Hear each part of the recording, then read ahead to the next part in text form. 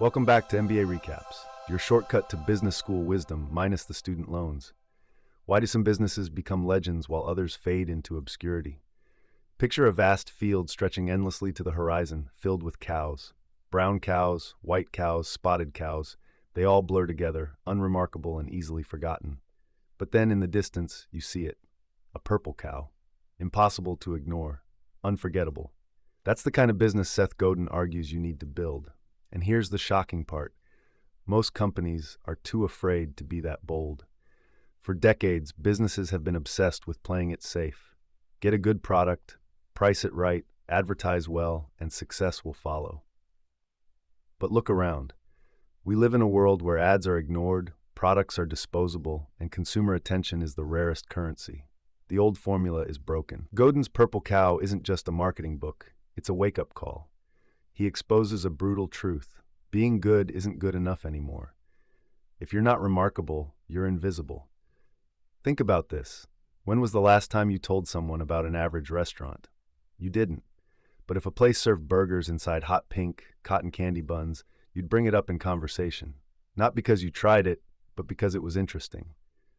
That's how word of mouth spreads. Not through quality alone, but through remarkability.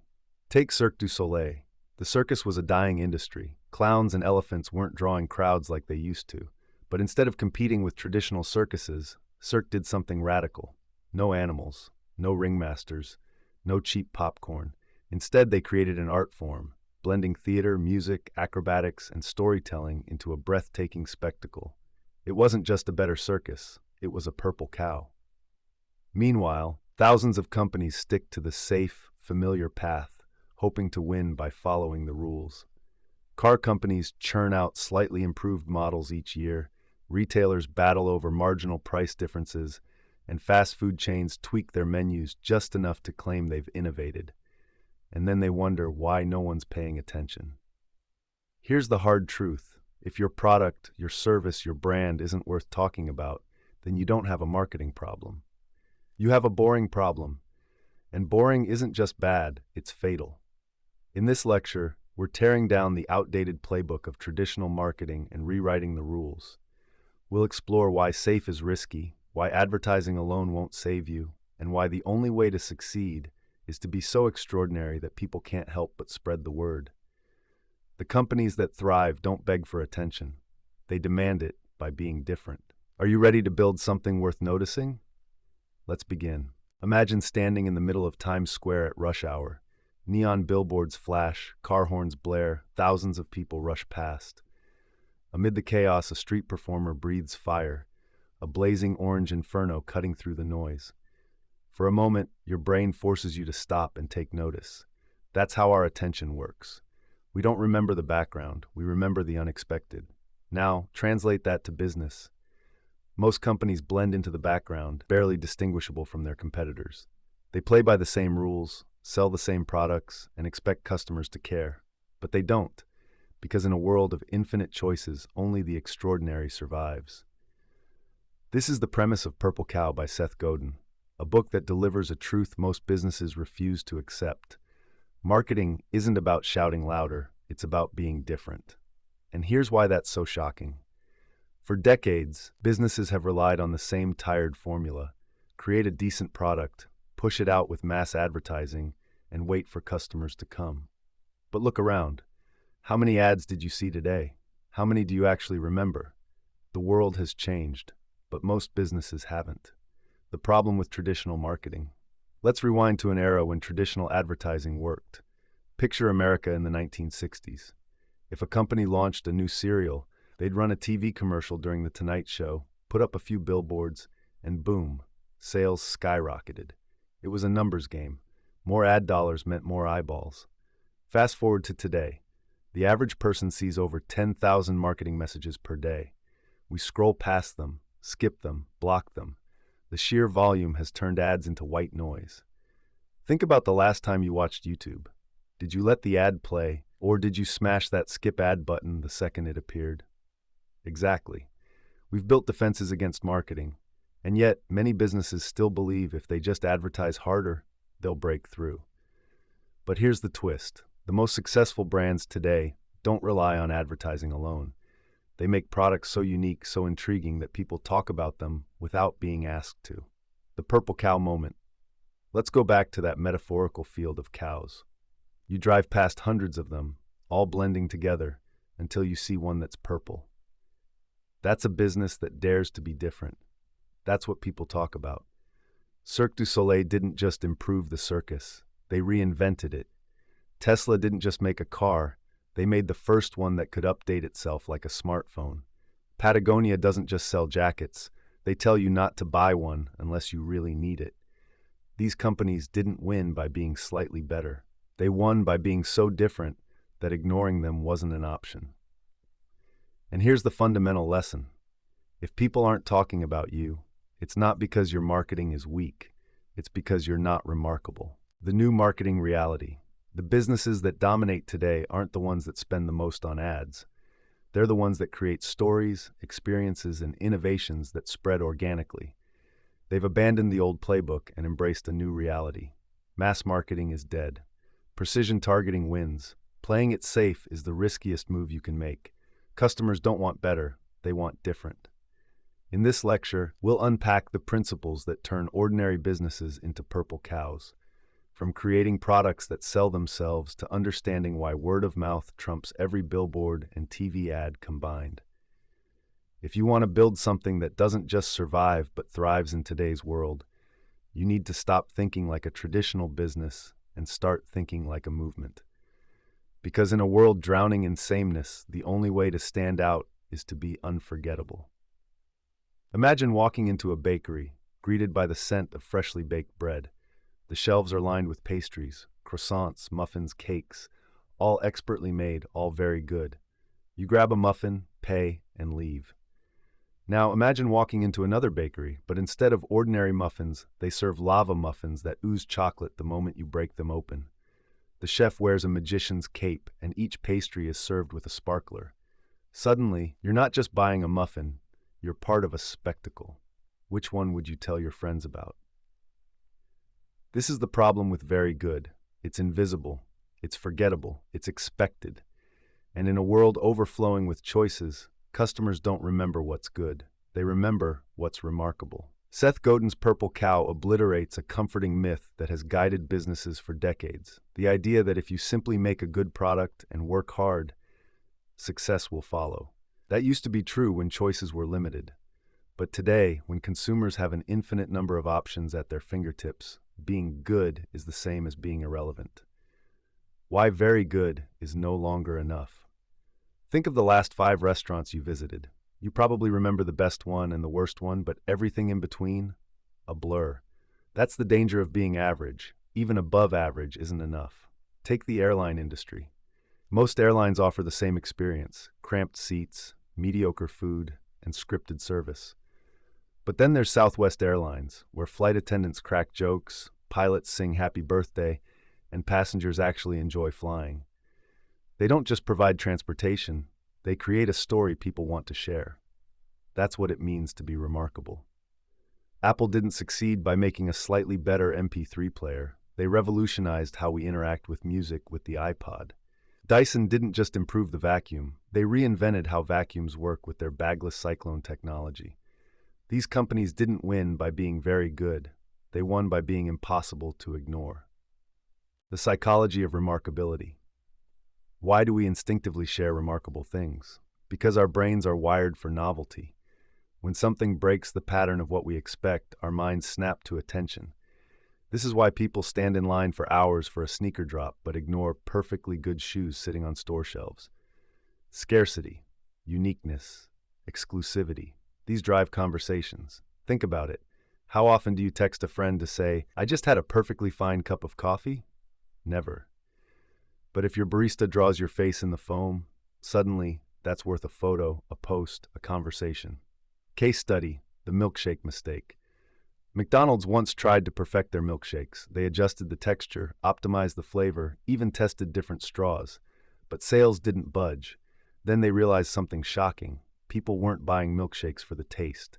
They were buying them in the morning to keep their hands busy on long commutes. The real problem wasn't the milkshake, it was boredom. What if instead of making a slightly better milkshake, McDonald's had introduced a morning shake with built-in caffeine and a spill-proof lid? That would have been remarkable. A conversation starter, a new category, a reason for people to care. So how do you become remarkable? Stop trying to be the best. Be the only. The best pizza shop in town? Forgettable. The only pizza place where chefs rap while making your order? Unforgettable. Find your extreme. Is your product the fastest, the slowest, the smallest, the biggest, the weirdest? Ben & Jerry's didn't sell just ice cream. They made the chunkiest, wildest, most over-the-top flavors in the industry. Create an experience, not just a product. Disney doesn't sell theme park tickets. They sell childhood memories wrapped in magic. People don't just go to Starbucks for coffee. They go for the ritual, the smell, the feeling of being part of something. The danger of playing it safe. Most businesses are afraid to be remarkable because remarkable means taking risks. They fear alienating customers, making mistakes, or looking ridiculous. But here's the harsh truth. If you try to please everyone, you'll be noticed by no one. The brands that change the game are the ones willing to be different, to be bold, to be memorable. The ones that know the real risk isn't standing out, it's blending in. So the question isn't, how can we be better? The question is, how can we be unforgettable? Because in a world drowning in very good, the only way to win is to be truly remarkable. Imagine stepping into a time machine and landing in 1955. You turn on the television, and a commercial for a brand new toothpaste appears. A smiling doctor in a white coat claims it's the Hashidi, one dentist-recommended brand. The ad is simple, authoritative, and convincing. People rush to the store and buy it. Now, fast forward to today. If that same ad aired, would you even notice it? Probably not. In fact, you'd likely be scrolling past it on your phone, distracted by a viral meme, a TikTok challenge, or a friend's outrageous travel post. The toothpaste ad? Dead on arrival. For decades, marketing followed a predictable formula. Make a decent product. Buy TV, radio, and print ads. Repeat until people believe you. But here's the problem. This playbook was designed for a world that no longer exists. Consumers today are no longer passive audiences who wait to be told what to buy. They're informed, skeptical, and bombarded with thousands of marketing messages daily. And yet, many businesses still cling to the outdated belief that if they just spend more on advertising, they'll break through the noise. They won't. The rise and fall of mass marketing. Let's go back to the golden age of advertising, the Mad Men era. Big brands like Coca-Cola, Ford, and Marlboro dominated because they had the money to buy attention. There were only a handful of TV channels, magazines, and newspapers, so if you had the budget, you could control the message. But then the internet happened. Suddenly, anyone with a website could compete with industry giants. Social media turned consumers from passive viewers into active participants. People stopped trusting ads and started trusting each other. Marketing stopped being a monologue and became a conversation, and most businesses were completely unprepared for the shift. Why traditional advertising no longer works. People ignore interruptions. The average person sees over 10,000 ads per day and consciously ignores almost all of them. We've built reflexes to tune out marketing, ad blockers, skip buttons, premium subscriptions. Businesses are spending more than ever on ads, yet ROI is shrinking because consumers simply don't care. Trust has shifted. We don't believe brands anymore, we believe each other. 92% of consumers trust recommendations from friends over any form of advertising.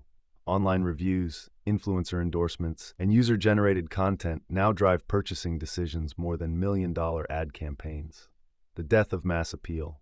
The era of making one product for everyone is over.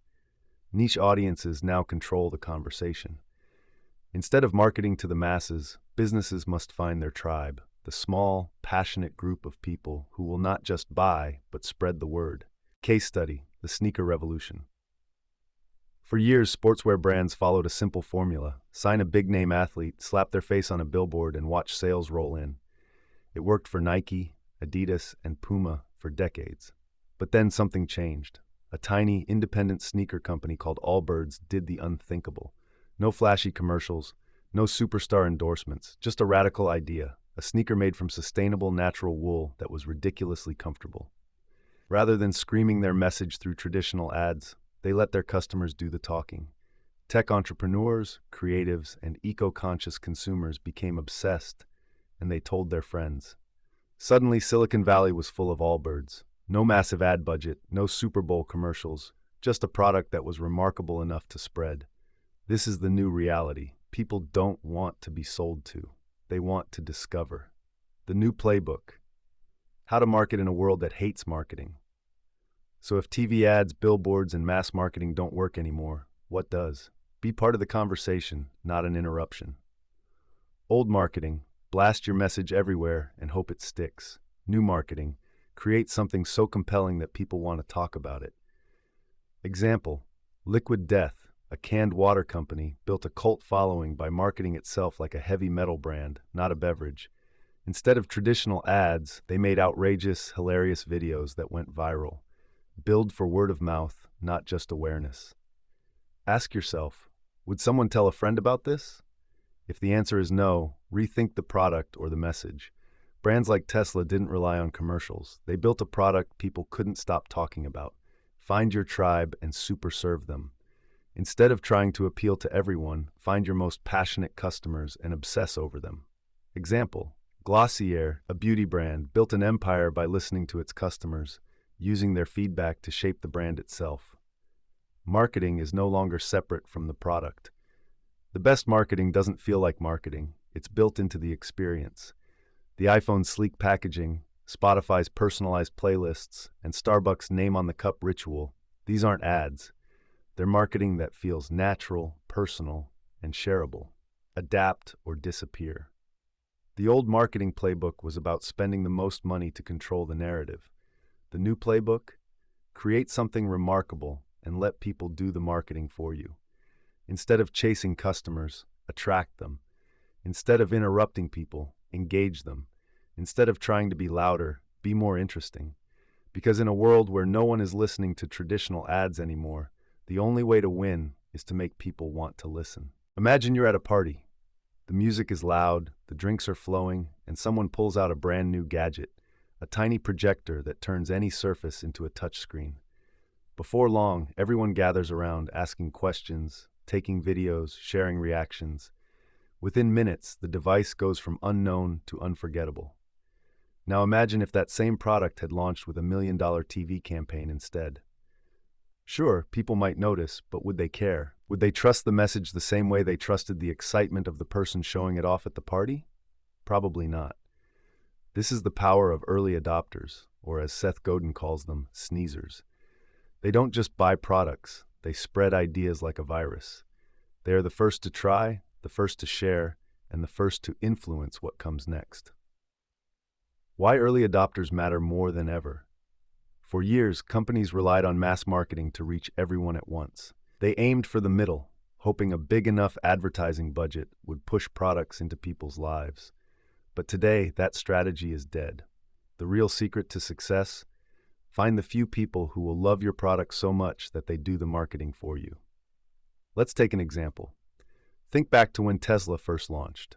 Instead of marketing to the average car buyer, they targeted a specific tribe: tech enthusiasts, environmentalists, and innovation lovers. They didn't care about the entire world. They only needed one small group of obsessed people to spread the message. And it worked. Those early Tesla buyers weren't just customers. They were evangelists. They showed off their cars, talked about them at dinner parties, and posted videos online. Tesla didn't buy their attention. They earned it. And that made all the difference.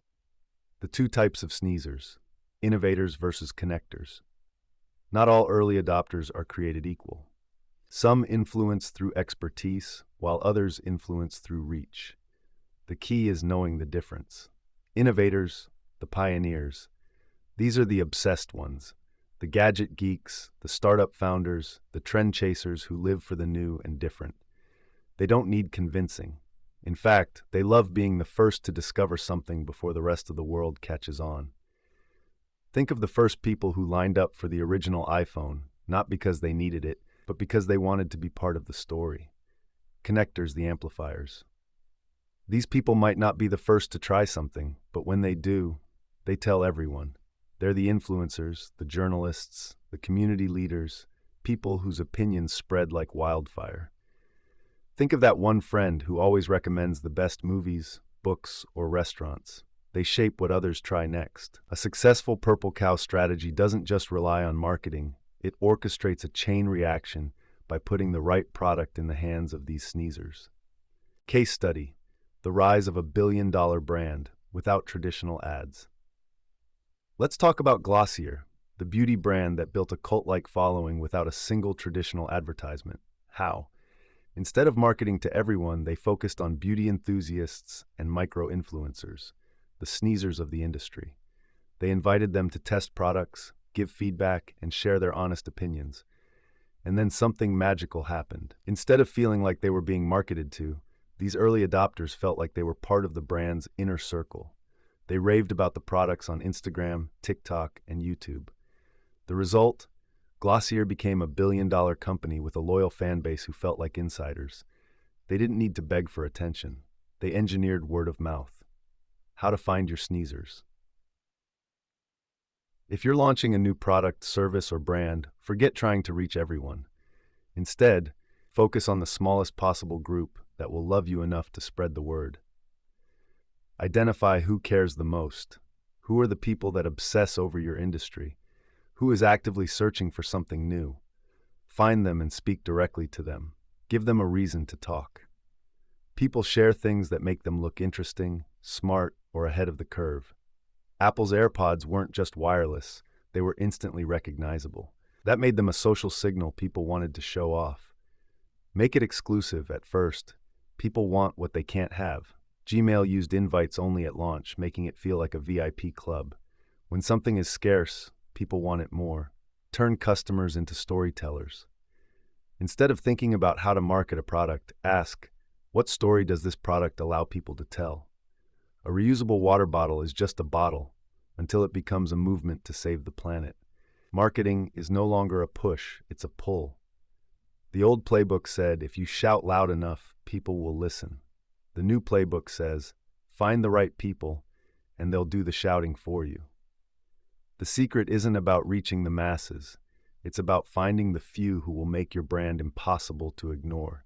Because once your sneezers start talking, you don't need a megaphone. You've already built a movement. Picture a bustling city street lined with restaurants. Every place looks the same menu, same decor, same predictable promises of authentic flavors and fresh ingredients. You walk past without a second glance. Then, at the very end of the street, you see something bizarre. A restaurant with no sign, no menu, just a chef personally inviting people in for a surprise meal. Would you stop? Probably, because it's different, because it's intriguing, because it's risky. Now imagine that same principle applied to business. Most companies play it safe. They stick to industry norms, follow best practices, and try not to offend or surprise anyone.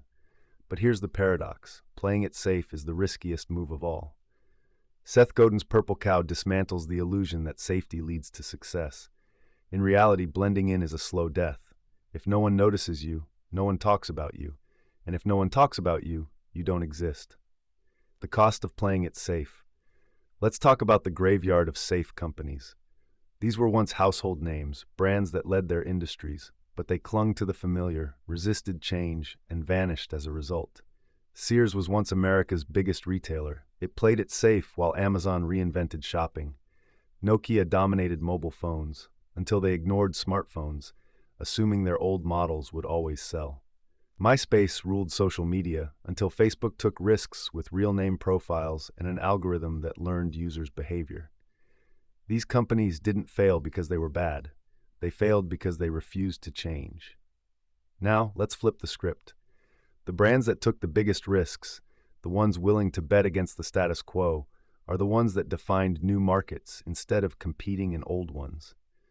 The risk takers who won big: Tesla, ditching traditional car marketing. Every major car company spent billions on ads. Tesla spent zero. Instead, Elon Musk built a direct relationship with customers through Twitter, viral stunts, and a radical approach to electric cars. Risk, ignoring the entire playbook of the auto industry. Reward, created a global cult following and made EVs aspirational. Red Bull, selling energy instead of a drink. In a world of boring soda brands, Red Bull made its brand about extreme sports, stunts, and pushing human limits. Instead of mass marketing, they filmed athletes doing death-defying jumps and space dives. Risk, marketing a drink by not marketing the drink at all. Reward, became a $10 billion brand by selling an experience, not just a product. Crocs, ugly on purpose. The world laughed at Crocs. They were chunky, weird-looking, and mocked by fashion experts. Instead of apologizing, Crocs leaned into the weirdness, embracing their ugliness as a badge of uniqueness. Risk, defying every traditional rule of fashion. Reward, became a pop culture icon, selling millions annually.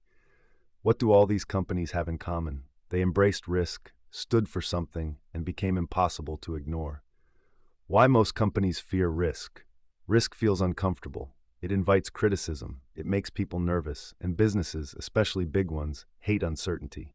Here's the irony. The bigger risk is trying to please everyone. If your product offends no one, it excites no one. If your brand is inoffensive, it's also forgettable. If your marketing feels familiar, it gets ignored. Risk isn't about being reckless. It's about being bold enough to stand for something. How to take smart risks in business. If risk is necessary, how do you take the right kind? Here's how. Be willing to polarize. Great brands have lovers and haters. People mocked Tesla, dismissed Red Bull, and ridiculed Crocs, but that attention fueled their rise. If you try to make everyone happy, you'll make no one passionate. Solve a problem in a radical way. Most businesses improve what exists. The great ones rethink the entire system. Example, Warby Parker cut out the middleman in eyewear and made stylish glasses affordable online. Their big risk? Selling glasses without physical stores at a time when no one thought it would work. Make your brand an experience, not just a product. People don't buy products, they buy stories, identities, and movements. Example, Liquid Death took a simple product, water, and marketed it like a heavy metal brand. Their slogan? Murder your thirst. It was a risk, but it worked. Take a stand, even if it's controversial. Patagonia openly tells customers not to buy their products unless they truly need them. Risk, they could have lost sales. Result, it cemented them as an authentic, purpose-driven brand that people trust. Fear kills brands, bravery builds them. The businesses that change the world are the ones willing to challenge it. Netflix risked everything by killing DVDs and going all in on streaming. Nike took a stand with controversial ads that sparked global debates. TikTok ignored traditional media and let its users define its culture. And the companies that played it safe, most are either irrelevant or extinct. So the question isn't, what happens if we take a risk? The real question is, what happens if we don't? Imagine you're walking through an airport. A man steps up to security, unzips his backpack, and pulls out a suitcase. But not just any suitcase. It has a built-in charger, a GPS tracker, and it glides effortlessly on 4 whisper-quiet wheels. People around him notice. Someone leans over and asks, "Where'd you get that?" In that moment, without a single ad, without a single dollar spent on marketing, the product just did the marketing for itself. This is what every business dreams of. A product so good, so different, so remarkable that people can't help but talk about it. But instead, most companies spend millions trying to convince customers that their ordinary product is worth buying. They push ads, spam inboxes, and chase trends hoping to be noticed. But what if you didn't have to beg for attention? What if your product was so inherently shareable, so undeniably cool, so impossible to ignore that marketing happened automatically? This is the idea at the heart of Seth Godin's Purple Cow. Don't just market your product, make your product market itself. Why traditional marketing is a losing game. For decades, companies have relied on brute force marketing. Huge ad campaigns, celebrity endorsements, and billboards plastered across cities. But today, consumers are immune to the noise. We skip ads, we block pop-ups, we ignore billboards. If your product isn't interesting on its own, no amount of advertising will save it. But when a product is truly remarkable, when it's built with uniqueness at its core, it spreads organically. People tweet about it, post it on Instagram, send links to their friends. It doesn't just exist, it travels. Case study, the water that became a rock star. Take Liquid Death. It's literally just canned water. Nothing fancy, nothing new, except for one thing. Instead of marketing it like a health brand, they marketed it like a metal band. Skull-laden packaging. Slogans like "Murder Your Thirst," outrageous, darkly humorous ads featuring punk rockers and hardcore athletes. People didn't just buy the water, They took pictures with it. They shared it. They posted it online because it wasn't just a drink, it was a statement. And the result, what could have been a boring water brand, became a $700 million cultural phenomenon, all because it was built to be talked about. The three pillars of a self-marketing product. So how do you make a product that sells itself? There are three key pillars. 1. Make it visibly remarkable. People share things that are visually distinctive, things that look so unique that they demand attention. Oatly didn't sell oat milk in boring white cartons. They made packaging covered in bold, quirky fonts that looked like a conversation. Dyson didn't just make vacuums. They made futuristic, sleek, transparent cyclone machines that looked straight out of a sci-fi movie. Ask yourself, if your product was sitting on a table, would someone ask about it? If not, it's not remarkable enough. Number 2, build in a viral element. Some products are designed with built-in virality, a feature that makes people want to show it off. Shareability. Polaroid cameras weren't just fun, they produced instant photos that people passed around. Word-of-mouth hooks. Tesla's referral program gave customers exclusive perks for bringing in new buyers. Social proof. TikTok's algorithm made it easy for users to go viral, turning regular people into content creators overnight. A product that gives people a reason to share will always outperform a product that needs constant advertising. 3. Create an identity. Not just a product, people don't buy things. They buy stories, identities, and tribes. Harley-Davidson doesn't sell motorcycles. They sell rebellion and the feeling of being an outlaw. Patagonia doesn't just sell jackets. They sell activism, and their customers feel like they're part of a movement. If your brand doesn't give people a story to tell, it won't spread. The litmus test. Would you talk about this?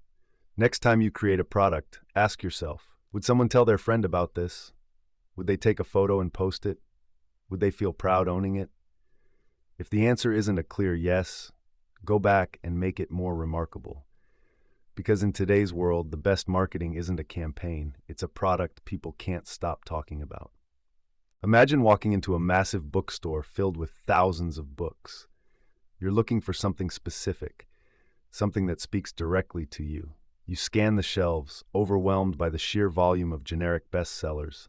But then, tucked away in a small corner, you find it. A book that feels like it was written just for you. That feeling? That's the power of niching down.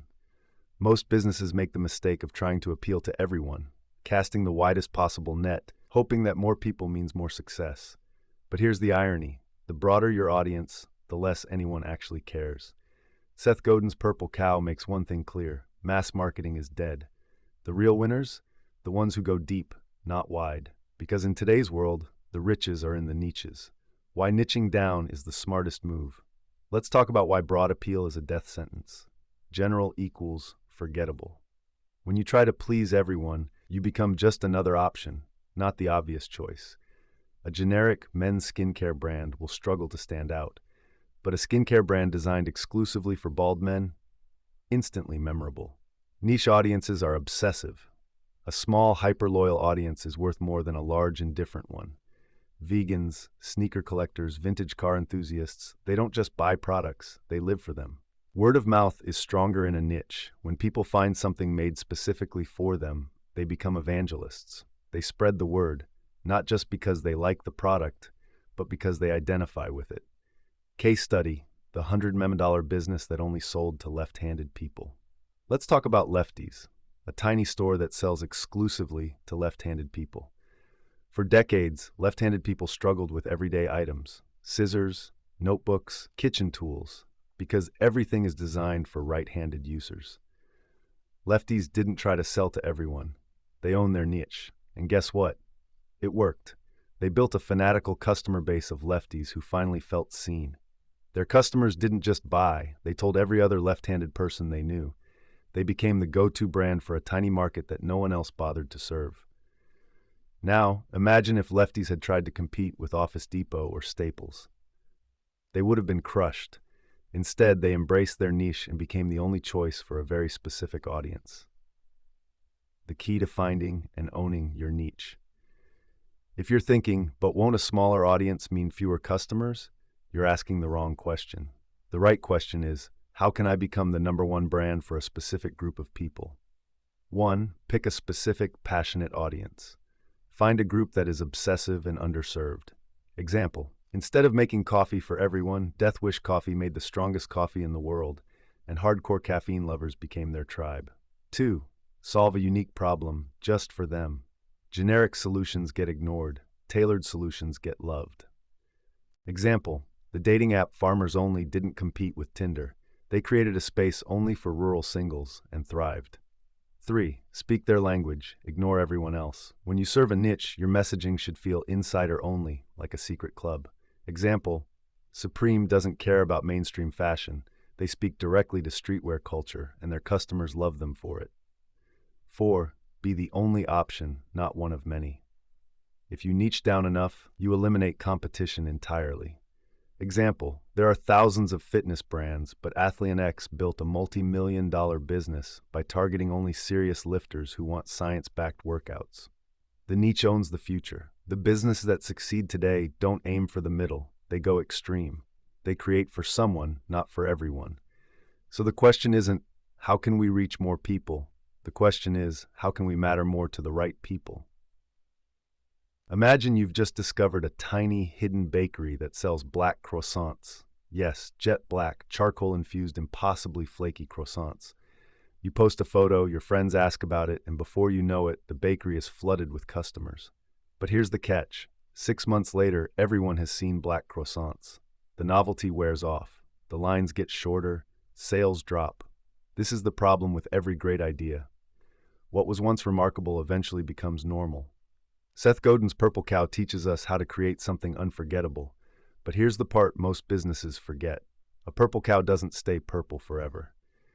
The secret to long-term success isn't just creating one remarkable thing. It's knowing when to reinvent, evolve, and surprise the world all over again. The life cycle of a purple cow. Every remarkable product or idea follows the same cycle. The wow moment. It's fresh, exciting, and people can't stop talking about it. The peak of attention, the idea spreads, becomes a trend, and hits mainstream awareness. The familiarity problem, what was once extraordinary becomes expected. The decline, if nothing changes, interest fades, and the brand gets lost in the noise. The solution? Before your purple cow fades into obscurity, create the next one. Case study, the evolution of Lego. Think about Lego. In the 90s, Lego was in serious trouble. The classic plastic brick, once revolutionary, had become boring. Kids were moving on to video games, and Lego was dying. But instead of sticking to tradition, Lego reinvented itself. They teamed up with Star Wars to create the first-ever branded Lego sets. They expanded into movies, theme parks, and video games. They introduced Lego Ideas, where fans could submit their own designs. Each time Lego risked staying the same, they created a new purple cow. And today, they're a $10 billion brand. When to milk the cow, and when to move on. So how do you know when it's time to reinvent? Here's how. 1. If everyone is copying you, it's time to change. Once your remarkable idea becomes mainstream, it's no longer remarkable. Example, when Starbucks first introduced pumpkin spice lattes, it was a sensation. Now every coffee shop has one. Starbucks had to introduce new seasonal flavors to stay ahead. 2. If sales are slipping, you're too late. The moment growth slows, don't wait, innovate. Example, GoPro's action cameras were once revolutionary, but they failed to evolve fast enough. Now competitors have caught up. 3. If customers are no longer talking, it's time for a new story. A product that doesn't generate word of mouth is fading into irrelevance. Example, Apple launches a new iPhone every year, not because the old one is bad, but because they know people need something new to talk about. How to create the next purple cow. If you want to stay relevant, you must always be one step ahead of your customers. Here's how. 1. Listen to early adopters. The first people who loved your brand will also be the first to get bored. Example, fashion brands like Nike collaborate with underground designers to stay ahead of trends. 2. Reinvent the experience, not just the product. People don't just buy products, they buy experiences. Example, Disney doesn't just make movies, they create immersive worlds with parks, merchandise, and storytelling. 3. Take a risk before you have to. If you wait until sales drop, you're already too late. Example, Netflix pivoted from DVDs to streaming before physical rentals died. That's why they survived. never stop surprising the world. The businesses that stay legendary aren't the ones that create one great idea, they're the ones that keep reinventing themselves. So don't just create a purple cow, keep the herd growing. Because in a world that moves this fast, the second you stop innovating, you start disappearing. Imagine two street performers in the middle of a crowded city square. One is playing soft, forgettable acoustic guitar, pleasant but easily ignored. The other, he's breathing fire, walking a tightrope, and delivering a monologue that makes people stop in their tracks. Guess which one draws the crowd? This is how the market works. It doesn't reward the safe, the predictable, or the forgettable. It rewards the bold. And yet, most businesses operate like that first performer, playing it safe, hoping that being good enough will somehow lead to success. But here's the truth. Invisibility is more dangerous than failure. Seth Godin's Purple Cow makes one thing clear. If you're not standing out, you're fading out. The market doesn't care how hard you've worked, how much you've invested, or how passionate you are. It cares whether you dare to be different. The illusion of playing it safe. Most companies believe that the safest route is to stick to what's proven, what's normal, what's expected. But here's the irony. Playing it safe is actually the most dangerous strategy of all. Let's talk about brands that refuse to play by the rules and won because of it. Case study, the airline that made flying fun again. For decades, airlines were boring, standardized, and robotic. Every flight had the same dry safety announcements, the same uncomfortable seats, the same soulless experience. Then came Southwest Airlines. Instead of treating passengers like cargo, they made flying fun. Flight attendants told jokes over the intercom. Pilots personally greeted passengers. They didn't charge for checked bags because they knew customers hated it.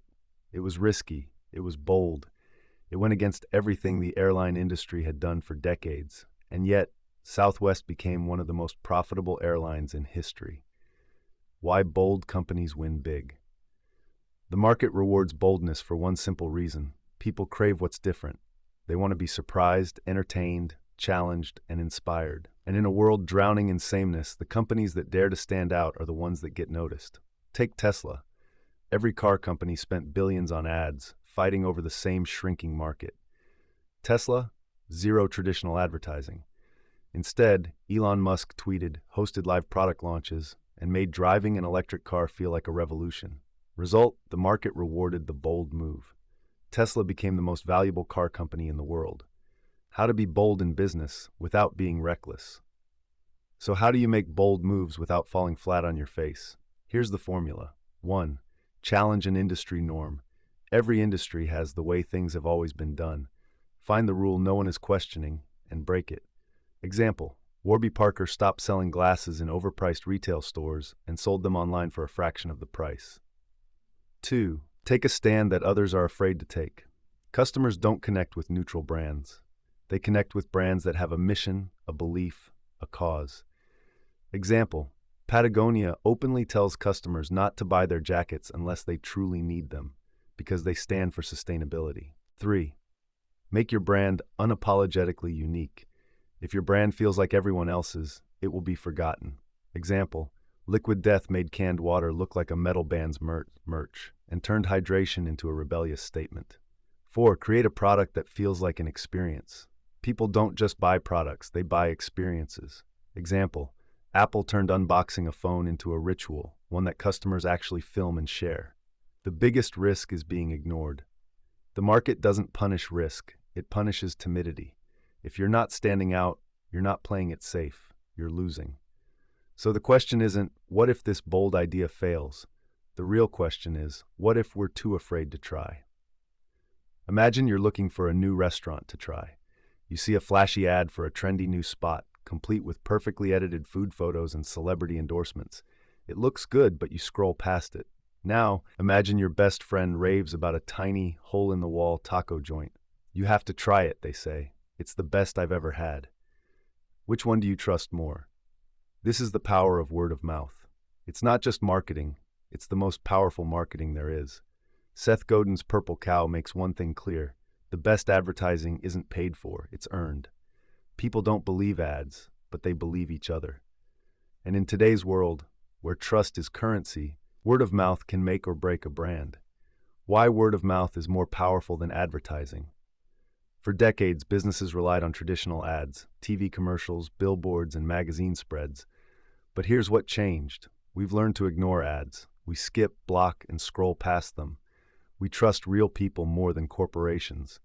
92% of consumers say they trust recommendations from friends and family more than any form of advertising. Word of mouth spreads faster than ever. Social media has turned every customer into a broadcaster. Case study, the $1,000 t-shirt that sold out with no ads. Think about Supreme. They don't run traditional ads, no TV commercials, no celebrity partnerships forced on audiences. Instead, they rely entirely on word of mouth and exclusivity. Every product drop is limited and unpredictable. Fans camp outside for hours just for a chance to buy a $1,000 t-shirt. The hype spreads organically because people want to talk about what's rare. Supreme mastered the psychology of word of mouth. They turned their brand into a conversation piece, and that's why it sells. How to create products that people talk about. Want word of mouth marketing to work for you? It doesn't just happen. You have to engineer it. 1. Make your product worth talking about. If your product isn't remarkable, why would anyone mention it? Example: Tesla didn't just make electric cars. They made cars with ludicrous speed modes, self-driving features, and over-the-air updates. 2. Give people a story to tell. People love sharing things that make them look interesting or knowledgeable. Example: Five Guys doesn't just sell burgers. They fill their restaurants with massive sacks of peanuts and overflowing fries. A visual, shareable experience. 3. Turn customers into evangelists. Your best marketers are your happiest customers. Example: Dropbox gave users free extra storage every time they referred a friend. The result: Dropbox grew by 3,900% without spending millions on ads. 4. Build exclusivity and scarcity. What's rare gets talked about. What's hard to get becomes more desirable. Example: Clubhouse became the hottest new social platform because it was invite only. If they're not talking, you're not growing. If people aren't naturally talking about your product, it's not good enough. Because in a world where ads get ignored, the only way to win is to make something so incredible that people can't help but share it. So, ask yourself, would someone tell their friend about this? If not, go back and make it more remarkable. Imagine walking into a store to buy a simple toothbrush. You scan the shelves, and every brand looks the same: blue, white, maybe a splash of green. Nothing stands out. But then you see one that's jet black, made from bamboo, and comes in a sleek, minimalist box. It looks premium, different, almost like it belongs in an art gallery instead of a bathroom. Suddenly, you're intrigued. You pick it up, inspect it, and before you even check the price, you're already sold. That's marketing built into the product. Most businesses think of marketing as something they add on later: an ad campaign, a promotion, a sales strategy. But the best brands don't need to scream for attention. Their product is their marketing. Seth Godin's Purple Cow teaches one of the most important lessons in modern business. If your product isn't remarkable on its own, no amount of marketing will save it. The problem with marketing as an afterthought. For years, businesses operated like this: make a product, spend millions on ads convincing people they need it, hope they buy. But in a world where customers have unlimited choices and ignore traditional advertising, this model is broken. The brands that win today design their products from the start to be inherently marketable. They don't just create products, they create experiences, conversations, and status symbols. Case study: the iPhone, a product that sells itself. Apple doesn't just sell phones. They sell aesthetic, status, and exclusivity before you even turn the device on. The unboxing experience is an event in itself. Minimalist packaging, precise design, even the way the box slides open feels intentional. The Apple logo isn't just branding, it's a social signal. The design is so iconic that when you see someone holding one, you instantly know it's an iPhone. That's built-in marketing. It makes people want to show off their purchase, post it on social media, and talk about it, without Apple spending a dime on direct promotion. How to build marketing directly into your product. 1. Make it visually distinctive. If your product blends in, it's dead on arrival. Example: Airbnb's homepage isn't just a booking site, it's a curated gallery of dream destinations, sparking wanderlust the second you land on it. Create a built-in shareability factor. People love sharing unique experiences. Design for that. Example, Starbucks made writing your name on the cup a thing. Was it necessary? No. Did it make people share photos of their drinks? Absolutely. 3. Make the product itself a status symbol. People want products that make them look good, smart, or ahead of the curve. Example, Tesla's ludicrous mode wasn't needed, but it made Tesla owners feel like they own the fastest, most futuristic car in the world. Before, designed for word of mouth. If people aren't organically talking about your product, something is wrong. Example, the luxury brand Hermès doesn't just sell handbags. They make them so rare that even celebrities struggle to get them. This exclusivity fuels demand. The best products market themselves. If you have to convince people to care, your product isn't remarkable enough. Because in today's world, the best marketing isn't in the ad campaign. It's baked into the product itself. So ask yourself, would people talk about this, even if we never ran a single ad? If not, start over. Imagine you're standing in a crowded marketplace, surrounded by thousands of voices shouting for attention. Every business, every brand, every entrepreneur is trying to be seen, trying to be heard. Most of them are saying the same thing, offering the same promises, fighting for the same customers. And then there's you. But instead of shouting, you do something different. You create something so remarkable, so unexpected, so impossible to ignore that people don't just notice you.